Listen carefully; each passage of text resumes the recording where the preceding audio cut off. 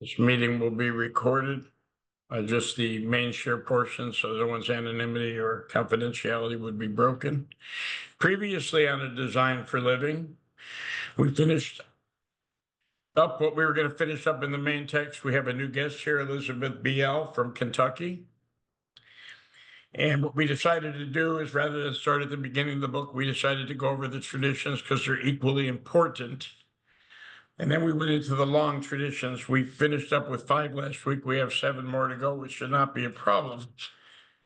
Because as it was said in our literature, almost no alcoholic could not recover or could recover if there wasn't a group.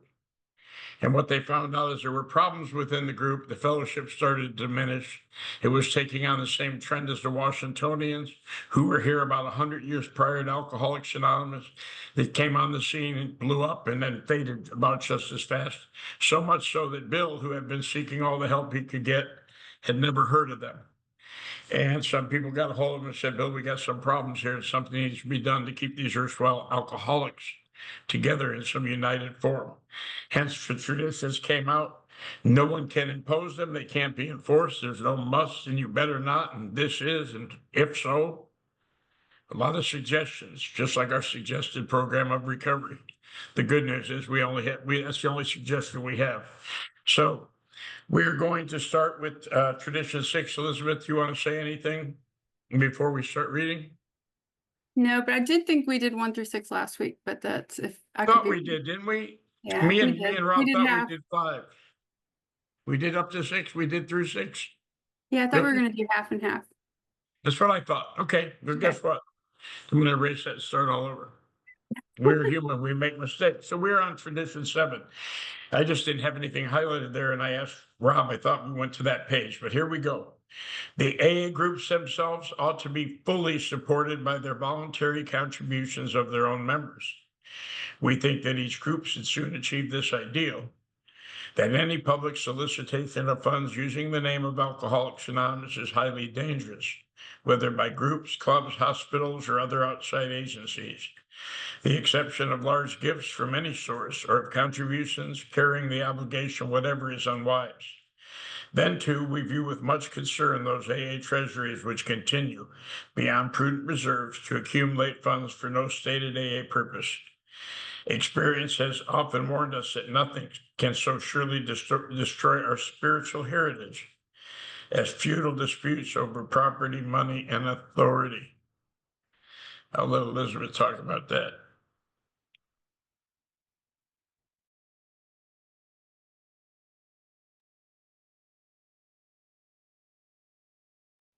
You're muted. Sorry about that. Hi, Elizabeth, alcoholic. I thought we might just could we since we don't want to spend a lot of time on this. We already talked about the short form. Do we just want to read them all the way through and then talk about them, or what do you guys think? Yeah, go I ahead. didn't know if we want to spend that much time because you said we weren't a tradition study, so. It's just real interesting that they don't want to, even when people die, there used to be a limit on what they could leave. Someone left a whole lot of money to Alcoholics Anonymous and they were tempted to take it, but they decided that that would interfere. And you know, as the old adage goes, if you take a man's money, you take his thoughts. We don't allow anything from the outside to come in, including non-AA members that sit in our open meetings, because they might want to throw $1 or $2 in the basket, or maybe even a 20 for saving someone in their life that's real important, and then they want an opportunity to share. And what they then become is a cheerleader, an Al-Anon member that's rooting us on and telling us how alcohol destroys our lives and we should know better. And we're right back to where we were in chapters 2 and 3 when it says back to them as a world of ignorance because their reaction is different than ours. I do like the more that I study the traditions, how they really do support each other. They're so intertwined, and the idea of not keeping more than a prudent reserve reminds us that we're directly responsible to whatever service we're providing. You know, we don't make big plans for later on, like unless we can, we keep it each day. What do we need to pay for? What are our responsibilities? We keep enough for those, and then yeah, because we can get in trouble when we get too many ideas about what we need to be doing. I just like how that's supported. Yep. And there are some hospitals that represent and state that they have an AA modality of the 12 steps. We're not affiliated with them. They kind of violate whatever it is by offering our service because they know that this works. So they're charging 50 or 80 grand for a big book and they're going to send you to AA when it's over. But we're not affiliated. We don't have AA car washes. We don't have AA churches or hospitals. And what I found out is if a group meets in a church, what you do is you give an address to the place. You do not say that the meeting meets at St. James Church on the corner of Bell and Flat. Because what we're doing then is affiliating the name with the church. I mean, you could get really, really critical with this, but the reality is you give address, and what they find when they get there is it's in a church. Tradition 8, long form, Alcoholics Anonymous should remain forever non-professional. We define professionalism as the occupation of counseling alcoholics for fees or hire. But we may employ alcoholics where they are going to perform those services for which we might otherwise have to engage non-alcoholics. Such special services may be well recompensed, but our usual AA 12-step work is never to be paid for. So at World Services, they have people, they get paid a salary commensurate to what they would make working in New York City and any other corporation. Most of them are not alcoholics. About a third of them are. I don't know the exact numbers, so don't quote me on it. But even people that work at clubs that are not affiliated, but host AA meetings and rent rooms out to AA groups, you might have to pay someone to be a janitor. It talks about it in the 12 and 12. You can't expect them to work for free. But then you have these other folks coming up, I guess this peer support group by sober members of AA that are getting paid to give drunks rides to meetings and sit with them at meetings. I don't know I've got no opinion on that. Thank God for Tradition 10, but I think they're kind of alluding to that here is that if I start charging for my AA service work, which has so freely been given me, if AA is not in the very least in trouble, I'm probably headed for disaster. Elizabeth? Okay, so we are going to talk about each one. That's cool. Yeah, why not? I think it's really important to keep that separate, or I mean, to me, this one is so just straightforward. It's like if I am not going to help you depending on how much you can pay me, I think it's really important for new people to these 12-step programs to know that nobody's supposed to be charging you money. There's a group out there that was telling people they needed to pay a minimum of $10 or 10 pounds a month to do service in their group. Isn't that interesting? So, this is just another example. And I also think that I know people that get really upset when people try to take our literature and then repackage it and sell it, and then also use AA as a platform to advertise what they're doing outside of AA. I find that's showing lack of respect for the traditions, and I'm always a little skeptical about where that person is and whether or not I want to learn from what's going on. It's interesting. I mean, the traditions teach us sacrifice and humility and being part of a whole, and recognizing that our predecessors have these in place for a reason, and if I think I'm going to reinvent the wheel here and, I have a tricky way of doing it, well, I'm back in the disease. So that's kind of what it says to me. Do you want me to read the next one? Yeah, it's a long one and it's pretty interesting. Go ahead. Okay. Tradition 9, each AA group needs the least possible organization. Rotating leadership is the best. The small group may elect its secretary, the large group its rotating committee, and the groups of a large metropolitan area their central or intergroup committee, which often employs a full-time secretary. The trustees of the General Service Board are, in effect, our AA General Service Committee. They are the custodians of our AA tradition and the receivers of voluntary AA contributions by which we maintain our AA General Service Office at New York. They are authorized by the groups to handle our overall public relations, and they guarantee the integrity of our principal newspaper, the AA Grapevine. All such representatives are to be guided in the spirit of service, for true leaders in AA are but trusted and experienced servants of the whole. They derive no real authority from their titles. They do not govern. Universal respect is the key to their usefulness. Do you want to go first? That's pretty self-explanatory, right? Yes. Except some groups don't adhere to it. They go to a group occasionally that has the same person every night that does one job and the other person who does it all. There's no allowance then for anyone else to get involved, but each group's autonomous. So you can't, what are you going to say? You can't do that? No, you can. It kind of goes against this tradition. And as my sponsor reminded me, there's 12. And what we're going to find out in tradition 12, which really summarizes and wraps it all up, and is really the basis for this whole thing, which is humility, maybe a definition of it, is brilliant. If we abide by that, we're not going to have any problems. So you can either comment on that or go to tradition 10. Well, I find it interesting. I don't know where it is in the service manual, but there's an article about leadership that Bill W. wrote. I think it's after concept 10. Someone can correct me if I'm wrong. And it says that, there is leadership in AA. Absolutely. And that these leaders can face constructive or destructive criticism, and that we have to look at both. And that again is that humility. Am I being a producer of harmony or confusion? And I love there's our group is facing the issue of rotation of some of our positions because we're a young group and some of the positions have skills that are needed. We're trying to, as our group has grown and we have people reaching, a year sober and that, like that, bringing them in and it helps keep people from not making this rocket science. It's an AA meeting. We're here to help people. We're not here to make sure our website is the best website on earth, or what I mean? Like it keeps you focused on what you're there to do and not on something else. And I think that people can get really out of hand with that.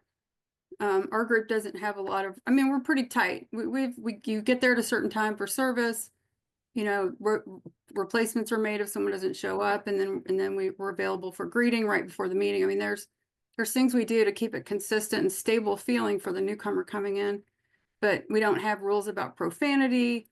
Occasionally someone's video might be turned off if they don't have a lot of clothing on. We're not sure what's going on, but we just want people to be there. And it's, I don't know, I just find it interesting that the other thing too is our group has a steering committee of members who are informed, and informed in AA terms means that I know the traditions and I have some experience, or I'm asking others for experience and how to apply those traditions at the group level.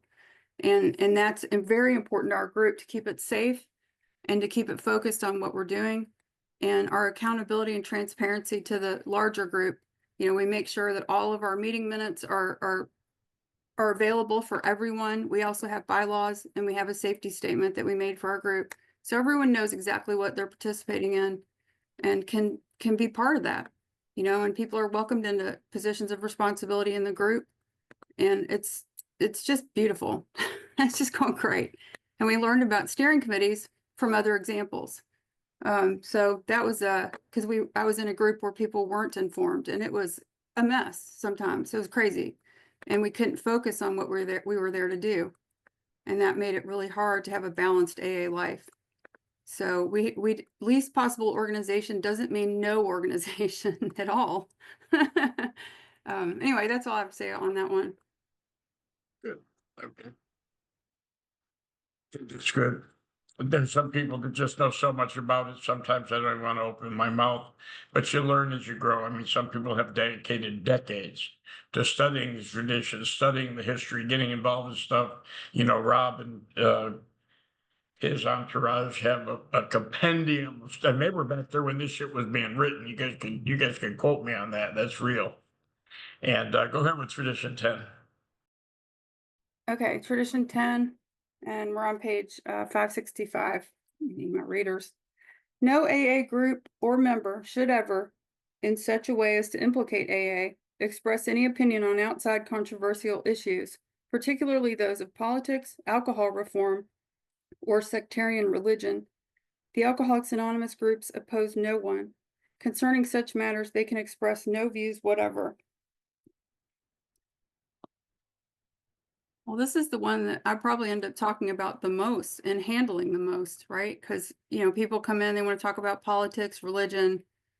Even if somebody posts something talking about, alcohol is evil.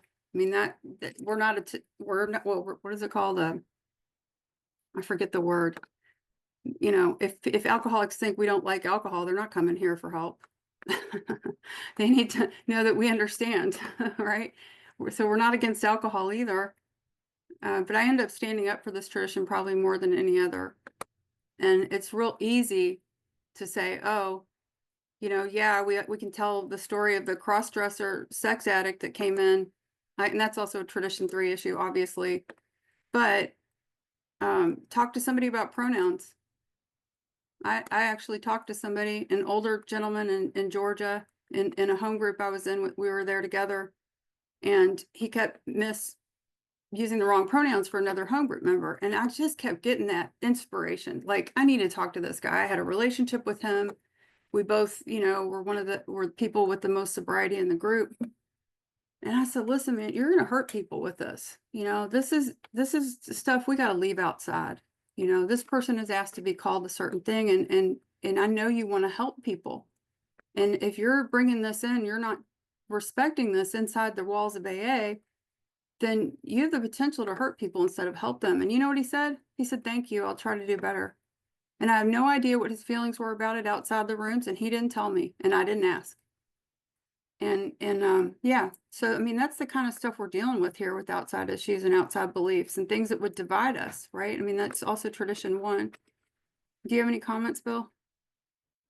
I'm just trying to find it in the tradition book. I know that it says it somewhere. I was pretty sure it said it here. If I have no opinion on outside issues, then AA's name is never drawn into public controversy. And that would be the ideal goal. That I have no opinion on anything. Unfortunately, I'm an alcoholic and I have an opinion on just about everything. And it doesn't have to be grounded in facts or truth or realism at all, but I'm willing to fight for it. And what it's saying is, guess what? If I don't bring my opinions in, then the opinions of Alcoholics Anonymous are never expressed to the level that would implicate or violate these traditions. It's real important. And it takes time. I guess it's such in place now. When they were coming out and these were even formulated, the fellowship had been around for a while. But this was critical stuff. Now I don't think even if one of us broke these traditions accidentally or intentionally, we're not going to destroy AA as a whole because there's too many people willing to uphold them. But when this came out, this was very tenuous at best, so it was critical that there were probably more fights over the traditions back in big group meetings back in the 40s and 50s than there are today. That's enough about that from me.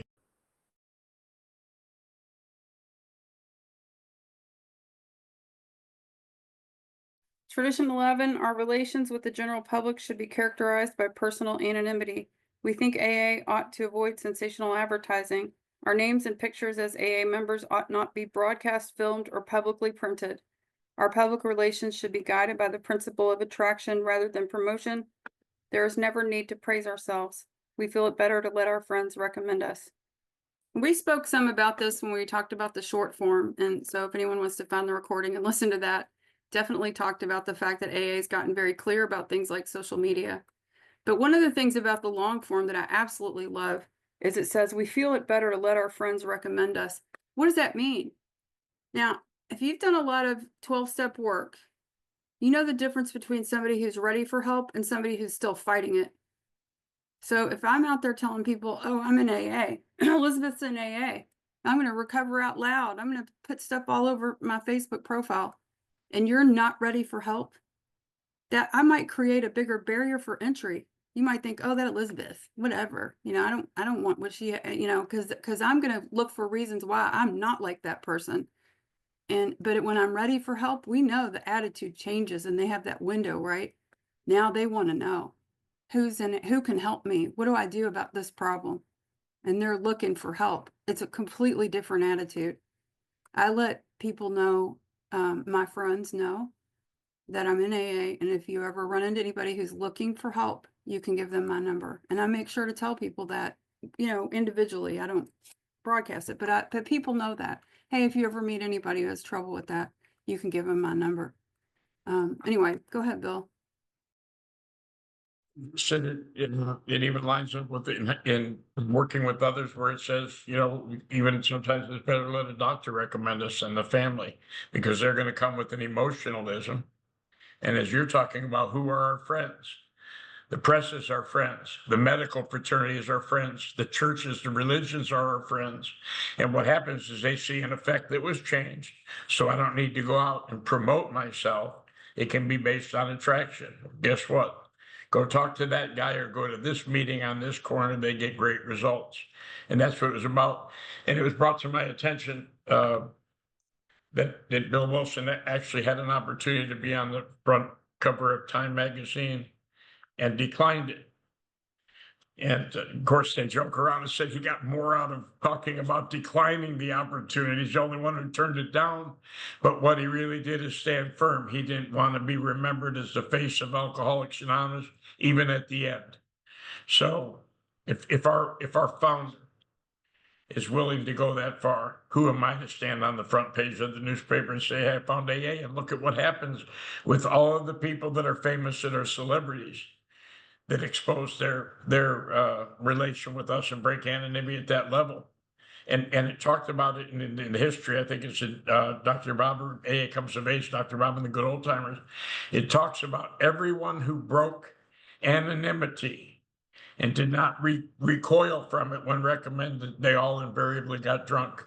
And it wasn't like God punished them, don't get me wrong. I think we talked about that in the short form. I know I'm hearing myself repeat myself again. Okay, lastly, tradition 12. And finally, we of Alcoholics Anonymous believe that the principle of anonymity has an immense spiritual significance. It reminds us that we are to place principles before personalities, that we are actually to practice a genuine humility. This to the end that our great blessings may never spoil us, that we shall forever live in thankful contemplation of him who presides over us all. And as we said last week and kind of concurred with, the only personality I need to be concerned with is my own. I thought it was all your defective personalities that I had to put the principles before. That was going to be a tall order. But if I put them before my own, there's never a problem. It's when I exceed the principles and violate the tradition of humility or anonymity where trouble arises, both individual, group, and societal level. That's it. Yeah, this reminds me too, the bottom of the AA triangle says recovery, and that's our personal recovery through the 12 steps. And I think this tradition reminds me that I absolutely have to live these principles in my life, or I'm not a good AA member. I had a chat with somebody this morning. I've done this too. You ever have somebody come to you and tell you, this person bullied me and they did this and that, and you get involved and try to help them, and then you find out that that's not what happened at all? I definitely did that. And I went after this poor woman. She was crying, and I went after the guy that supposedly bullied her. And then I saw the exchange. It was online that between the two of them. And it turned out it was a complete misunderstanding. And now my side of the street is not clean, And the reason I share that is because, I've got into the personalities of it, I mean, alcoholics without a program take things personally, and they're going to make up a story. There are plenty of us that, and and I've fallen victim to it. I'm definitely not perfect. I'm not sitting on a spiritual mountaintop over here. I like to say, no mountaintops over here. But where I had a sister that was always the one that never got in trouble, right? So I'm the one who always got in trouble. So I want you to know I'm right, and I got to watch for that. I got to really watch for that and live these principles, or that defect's going to come in and affect not just me, but the people around me, the people in my group, and I think that when we talk about principles and really think about what that means, and then sometimes I got to live the principles, even though it's against a personality I like, or I have to make a decision that affects somebody. And hopefully if we're both in the program and when we both have a program, we're going to stay strong. In our program and in our group, and be good group members, because that's what these traditions are talking about too. And it's it's everywhere we live, right? Our principles in all our affairs, or in all our day-to-day living, depending on what 12-step program you're in. But I really love thinking about what that means, because I didn't know what it meant to live this design for living for a long time, and everywhere, homes, occupations, affairs, everywhere we go, I'm carrying that. And that means I need to continue to look at my personal recovery through the 12 steps, which is the foundation of that triangle. So that's what I really love about this part. Yeah. That's all I got, Bill. Where do you want to start at? Uh, After we go through the concepts. Hang on, let's go. Are we gonna read spirit? Did we do spiritual experience when it came up as an asterisk? Yeah, it comes Okay. up 3 times in the book, and we read it probably at the second recommendation or wherever it seems to fit in most with the reading. So do you want to, you know what? Why don't we do the medical view as well? I think there's some pretty important stuff in there. I love what Kennedy says, and Good, yeah, good deal. absolutely. Why stop Also now? mentions Tebow, which if you guys want to know about a good study on Tebow, I go on Thursdays. It's awesome. The medical view on AA. Since this is on page 569 in the 4th edition, since Dr. Silkworth's first endorsement of Alcoholics Anonymous, medical societies and physicians throughout the world have set their approval upon us. Following our excerpts from the comments of doctors present at the annual meeting of the Medical Society of the State of New York, where a paper on AA was read. That was in 1944, it says. Dr. Foster Kennedy, neurologist. This organization of Alcoholics Anonymous calls on 2 of the greatest reservoirs of power known to man. Sorry, I lost my place. Known to man, religion, and that instinct for association with one's fellows, the herd instinct. I think our profession must take appreciative cognizance of this great therapeutic weapon. If we do not do so, we shall stand convicted of emotional sterility and of having lost the faith that moves mountains, without which medicine can do little.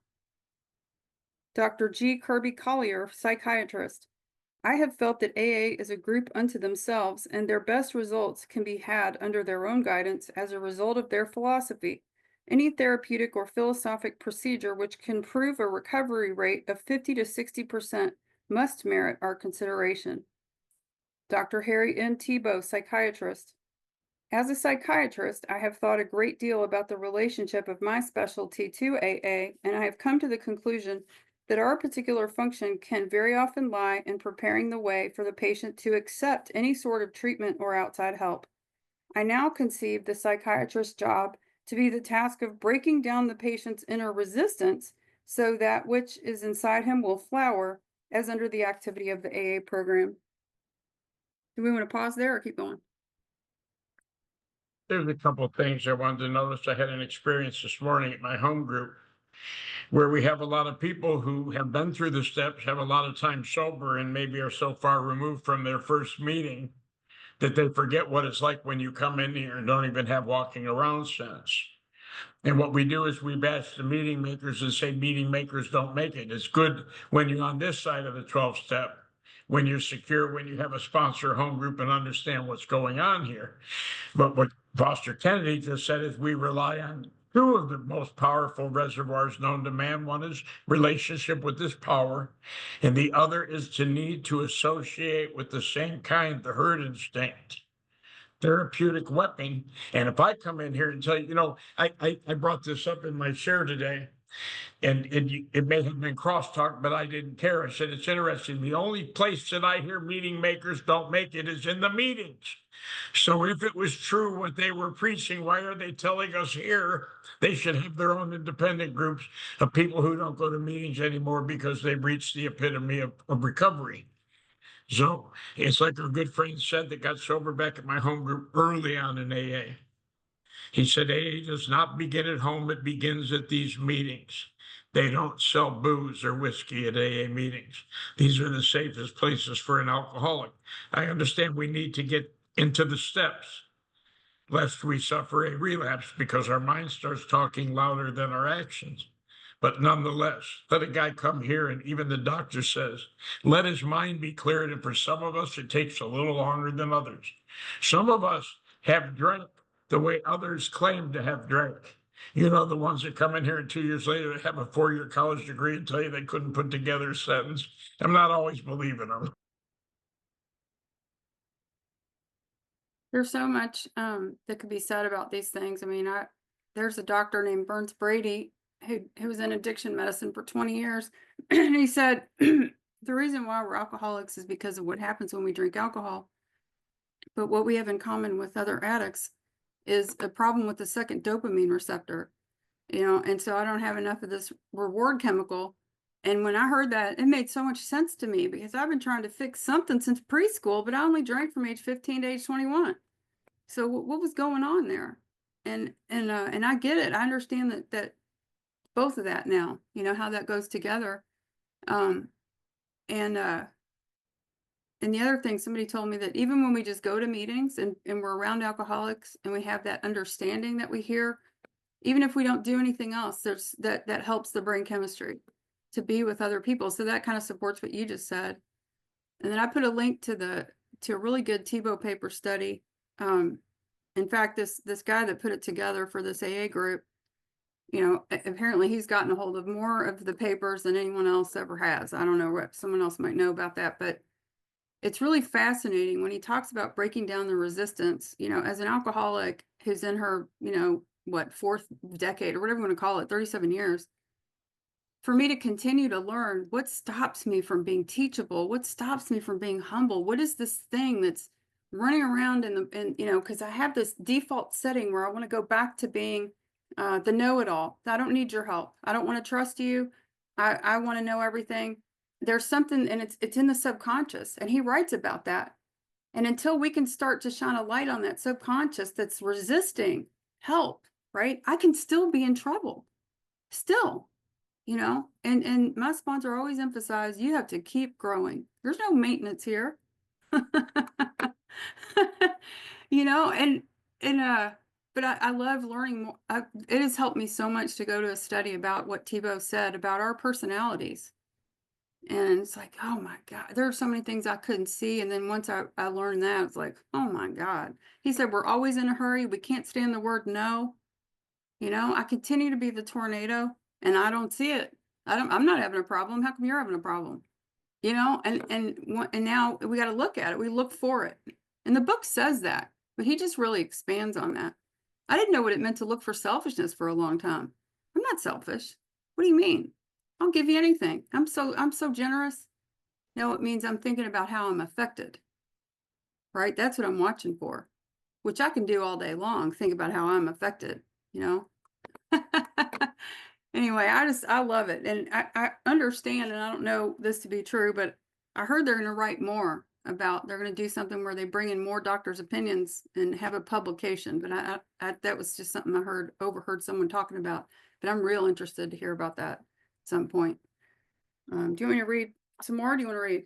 I want to say one thing about the last, Yeah. Thibault reiterates what it says in working with others. I believe what he's saying there is to break down that resistance is when he stresses the hopelessness of alcoholism once the patient has it, because this could be before they even come in contact with us. He's making this observation. So that's all. Yeah. Right. Talk to him about your drinking. Dr. W. Bauer, broadcasting under the auspices of the American Medical Association in 1946 over the NBC network, said, in part, Alcoholics Anonymous are no crusaders, not a temperance society. That's the word I was looking for. They know that they must never drink. They help others with similar problems. In this atmosphere, the alcoholic often overcomes his excessive concentration upon himself, learning to depend upon a higher power and absorb himself in his work with other alcoholics. He remains sober day by day. The days add up into weeks, the weeks into months and years. Dr. John F. Stouffer, chief psychiatrist, Philadelphia General Hospital, citing his experience with AA, said, "The alcoholics we get here at Philadelphia General are mostly those who cannot afford private treatment, and AA is by far the greatest thing we have been able to offer them. Even among those who occasionally land back in here again, we observe a profound change in personality. You would hardly recognize them." The American Psychiatric Association requested in 1949 that a paper be prepared by one of the older members of Alcoholics Anonymous to be read at the association's annual meeting of that year. This was done, and the paper was printed in the American Journal of Psychiatry for November 1949.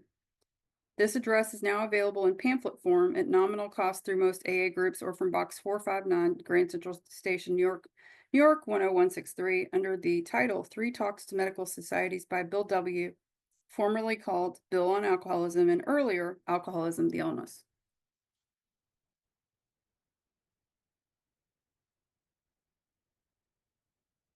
I wanted to say, if I had one of those bumper stickers about AA that I like to talk about the most, there it is again. Absorb himself in his work with other alcoholics. Because I grew up in an AA where it wasn't emphasized. It was not emphasized that I need to start helping people. And I don't need to wait until some magic number in the future to sponsor them and have a spiritual awakening. I can start helping people right away. I can call that person on day 3 and say, hey, how you doing? How you getting through day 3? What's going on? And I don't have to have a lot of time to do that. And I love being part of a group that keeps that as a really high priority, is to check on those newcomers and wrap them around, throw our net over them, we call it, and help them feel, supported.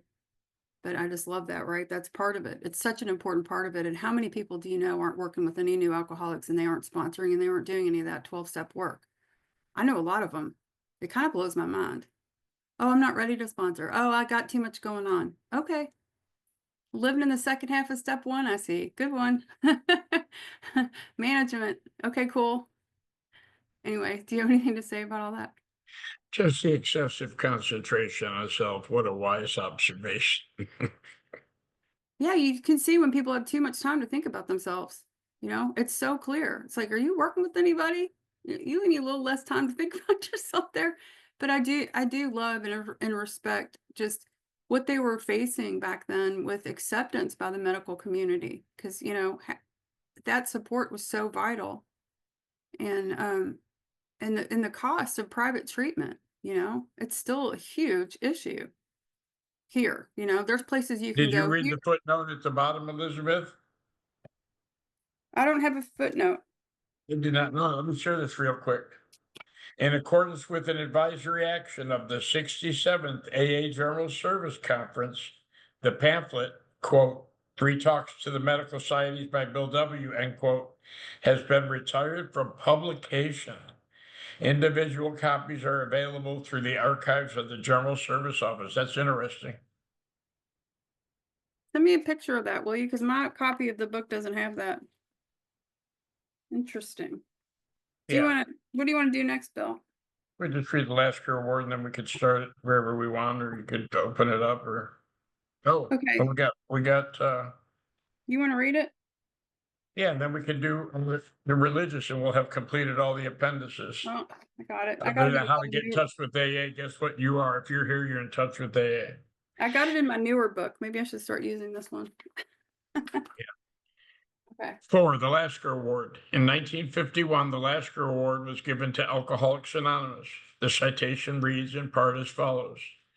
The American Public Health Association presents the Lasker Group Award for 1951 to Alcoholics Anonymous in recognition of its unique and highly successful approach to that age-old public health and social problem, alcoholism.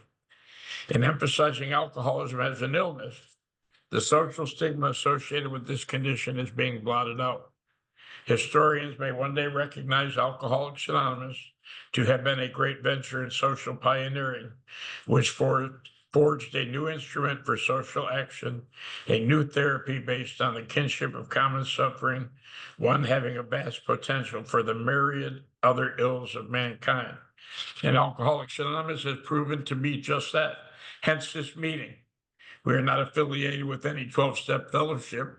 We use the Big Book of Alcoholics Anonymous because by the very definition of the illness, it's an obsessive compulsive disorder, an obsession of the mind, a compulsion of the body, in whatever manifestation of that myriad illness that this takes on.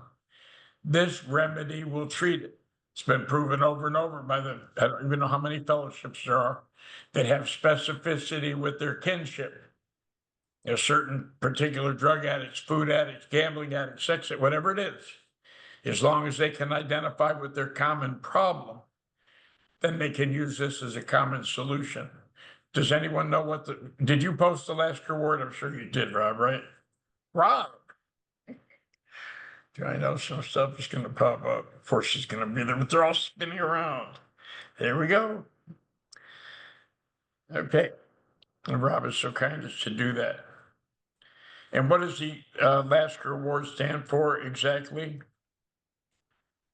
Is it just a recognition of a medical accomplishment or? Well, it looks like it's the American Public Health Association. Is the organization behind it.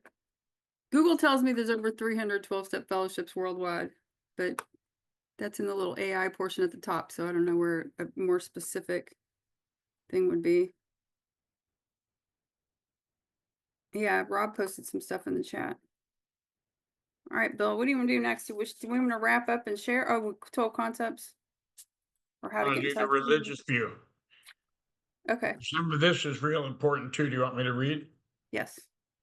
The religious view on AA. Clergymen of practically every denomination have given AA their blessing.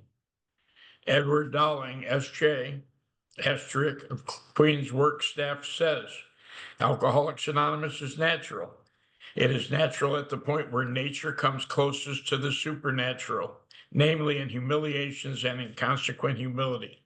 There is something spiritual about an art museum or a symphony, and the Catholic Church approves of our use of them. There is something spiritual about AA too, and the Catholic participants in it almost invariably result in poor Catholics becoming better Catholics. Father Ed was an early and wonderful friend of AA, died in the spring of 1960.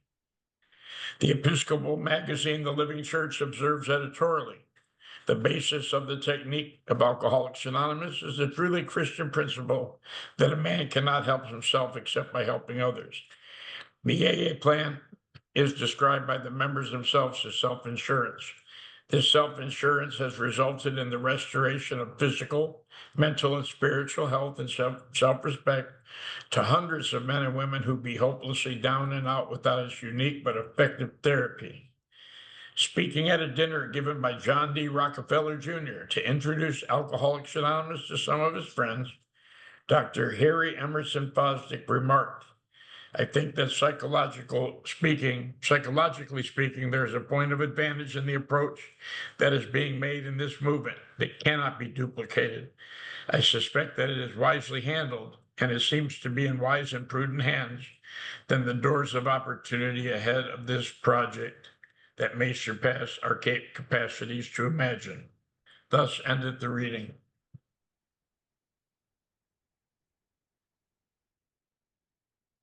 I really love what it says in the very first paragraph or the second paragraph about where nature comes closest to the supernatural, namely in humiliations and in consequent humility. And how many times, I mean, what does it say in our book that, we used to use God as a Bush League pinch hitter, which if you're outside the US, that's a baseball term. That means when you're really in trouble, that's when you're going to go to God. And I just love that because that for me for a really long time was the only time that I went to God was when it was really, really bad. Things are really bad. And then I learned more about calling upon God and having a conscious contact and being active in that. But that wasn't probably the last 4 or 5 years, really. I mean, I didn't even understand that, but I love how it says that. It's when my human resources fail. I'm humiliated and humility are real close together at those times, right? They can be. And then that's when I need God the most. And that's when I call upon it. And I just love that. And I've heard that AA has, we don't have a corner on the market regarding what we do here, but that first step is the thing that we're here for life and death. I have a life and death reason to be here and to practice these principles. And that's one of the big differences between this spiritual practice and others is that, we get to that place of powerlessness and realize we need help. And that's why we have, it's this or drinking, right? Our two gods, right? It's a higher power or John Barleycorn. What are you gonna have, right? Do you have anything on that, Bill? I think if I recall, is that the Catholic Church threatened to excommunicate some Catholics if they went to Alcoholics Anonymous. I mean, you want to talk about a stranglehold on members. And we came up and said, guess what? We got no monopoly on anything. You're welcome. And I believe that that was one of the reasons we broke away from the Oxford group as well. And it's just interesting how we stand alone. And now in a lot of churches, they talk about the stuff. Obviously, they're the same principles, but they put it in tenets that people can understand, like inventory and confession. That church, that word or terminology was not used in the church coming up, but it is now, because confession's real easy. I tell my bad behavior. It doesn't tell me the nature of the wrong, nor does it eradicate the defect. So that's amazing what goes on here. We really need this thing. Now you want to, if you're done, I mean, I'm okay with that. It's 12:48, and I know you wanted to go to 12:45, so do your thing. No, that's good. Let's open it up. You go ahead, or Ollie, who tells us what we're doing now. We're opening up the floor to everyone. I forget what you say, Bill. You say it. We're calling on people, Elizabeth. It's real simple. And you come. Let's see some hands.